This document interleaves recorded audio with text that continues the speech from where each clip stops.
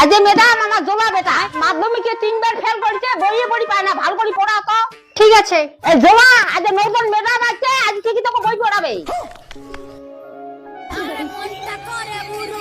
সেই মারলে চুপ, একদম চুপ। ম্যাডাম আপনি বই পড়ান, আমি বাইরে যাই।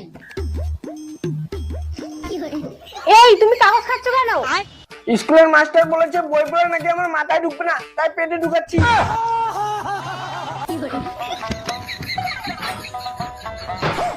এই এই তুমি দরজা বন্ধ করতেছো কেন? দরজা খুলে থাকলে পড়াশোনা বাইরে বেরিয়ে যাবে তো। আচ্ছা তোমার নাম কি? তার কাটা। তার কাটা।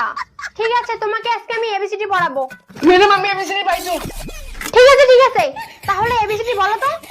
এ for apple. Very good. B for কি? বি ফর বোকাচোদা। আর সি ফর কি রকম অসভ্য ছেলে রে ভাই, তোর দ্বারা পড়াশোনা হবে না। তোর মাথায় যত সব নোংরা ঢুকে আছে, তোর মাথায় পড়াশোনা ঢুকবে না। কি আমার মাথায় পড়াশোনা ঢুকবে না? তাহলে ম্যাডাম আমার পুটকি দিয়ে পড়াশোনা ঢুকিয়ে দিন।